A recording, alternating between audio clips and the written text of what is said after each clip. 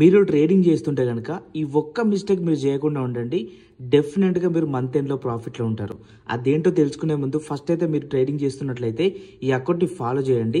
Hi guys, మనలో చాలా మంది ట్రేడింగ్ చేస్తున్నప్పుడు వాళ్ళు కామన్గా ఫేస్ చేసే ప్రాబ్లం ఏంటంటే ఓవర్ ట్రేడింగ్. మార్నింగ్ మంచి ప్రాఫిట్ వచ్చిన తర్వాత కూడా మళ్ళీ ఓవర్గా ట్రేడ్ చేసి అమౌంట్ అయితే లాస్ అవుతూ ఉంటారు. అలా కాకుండా ఇక్కడ మీరు చూడండి, ఈరోజు మనకి మార్నింగే 20,000 రూపీస్ ప్రాఫిట్ అయితే వచ్చింది. అండ్ ప్రాఫిట్ వచ్చిన తర్వాత నెక్స్ట్ మనం ఏం చేసామో చూడండి, ఇంకొక ఎంట్రీ తీసుకున్నాను.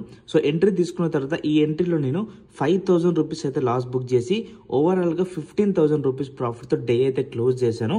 మీలో చాలా మంది మార్నింగ్ మంచి ప్రాఫిట్లో ఉంటారు, బట్ ఈవినింగ్ వచ్చేసరికి గ్రీడీనెస్ వల్ల అండ్ ఓవర్ ట్రేడ్ వల్ల వచ్చిన అమౌంట్ కూడా లాస్ అవుతూ ఉంటారు. అలా కాకుండా ఇప్పటి నుంచి మీరు ఒక పని చేయండి. ఒకవేళ మీకు మార్నింగ్ లెట్స్ ఒక 10,000 రూపీస్ ప్రాఫిట్ వచ్చింది అనుకోండి, దాంట్లో 25% కానీ లేదంటే 50% కానీ రిస్క్ చేయండి. ఒకవేళ ఎస్ఎల్ హిట్ అయింది అనుకోండి, డే క్లోజ్ చేయండి. దీనివల్ల మీ ట్రేడింగ్ స్టైల్ అనేది కంప్లీట్గా చేంజ్ అవుతుంది అండ్ మీరు ఓవరాల్ మంత్ వచ్చేసరికి ప్రాఫిట్లో ఉంటారు.